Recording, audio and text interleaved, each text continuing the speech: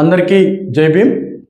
మరీ ముఖ్యంగా తెలుగు రాష్ట్రాల్లో 2 రాష్ట్రాలకు సంబంధించినటువంటి ఎవరైతే చెప్పులు కుట్టే వృత్తి ఉందో, అదేవిధంగా డప్పు కొట్టే వృత్తి ఉందో, చెప్పులు కుట్టుకుంటూ డప్పులు కొట్టుకుంటూ రకరకాలుగా కూడా వాళ్ళు పనిచేస్తున్నట్టు సందర్భంలో చెప్పులు కుట్టే వాళ్ళ పరిస్థితి రోజు రోజు కూడా దిగజారుతున్న సందర్భం.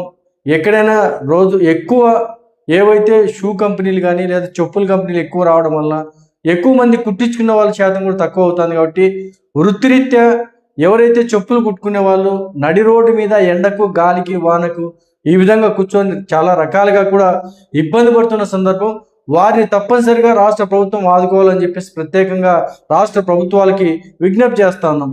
గతంలో దాదాపు అంటే ఒక 10 years బ్యాక్ అయితే ఆ స్కీమ్ కొనసాగింది. తర్వాత క్రమంలో ఆ స్కీమ్ ఎందుకు పక్కన పడిందో తెలియదు, కానీ ఇప్పుడైతే సరిగ్గా ఇంప్లిమెంట్ కాలేదు. అదేవిధంగా ఏదైతే కళాకారులు, డప్పు కళాకారులు, తప్పెడి కొట్టే కళాకారులు వీరందరికీ కూడా వృత్తిరీత్యా అదే వృత్తిలో ఉండడం వల్ల చాలా రకాలుగా అవకాశాలు తక్కువ కావడం వల్ల వారు కూడా ఇబ్బంది పడే పరిస్థితి వస్తుంది. కాబట్టి మరీ ముఖ్యంగా ఎవరైతే డప్పు కొట్టే వాళ్ళు, తప్పెడి కొట్టే వాళ్ళ పరిస్థితి ఏ విధంగా ఉందంటే, ఒక పీర్ల పండుగ లేకపోతే ఎక్కడైనా జరిగినప్పుడు కనీసం అంటే అక్కడ జరిగే పరిస్థితులు ఎలా ఉంటాయంటే, అక్కడ డప్పు కొట్టే క్రమంలో కొంతమంది కొన్ని విధాలుగా ఆ గుండంలో పడి లేకపోతే గాయాలు అయిపోయి, లేకపోతే కొంతమంది మనం చూసాం అనంతపూర్ జిల్లాలో ట్రాక్టర్ కూడా ఎక్కి తొక్కించుకున్న సందర్భం. అంటే ఈ విధంగా చనిపోతూ ఉన్నారు.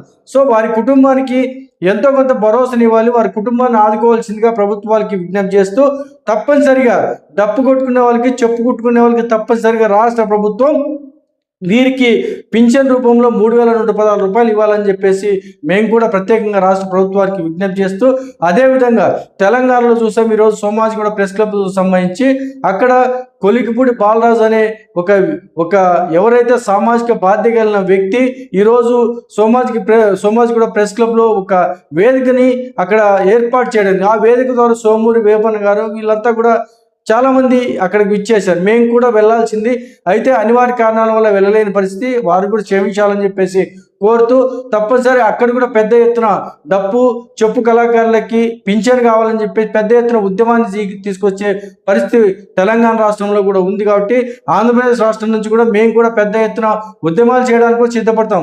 వారికి అండగా ప్రభుత్వం నిలబడాలి, వారి కుటుంబానికి భరోసానివ్వాలి, ఆ కుటుంబానికి ప్రభుత్వమే అండగా నిలబడాల్సిన బాధ్యత ఉంది. కాబట్టి ప్రభుత్వానికి మా తరపు నుంచి ప్రత్యేకంగా విజ్ఞప్తి చేస్తున్నాం. లేని పక్షంలో తెలుగు రాష్ట్రాల్లో 2 రాష్ట్రాల్లో కూడా పెద్ద ఎత్తున డప్పు చెప్పు కళాకారులు వేసుకొని కలెక్టరేట్ ముందు కూడా ధర్నా చేయడానికి సిద్ధమవుతామని చెప్పేసి మరొకసారి తెలియజేస్తూ జై భీమ్, జై హింద్.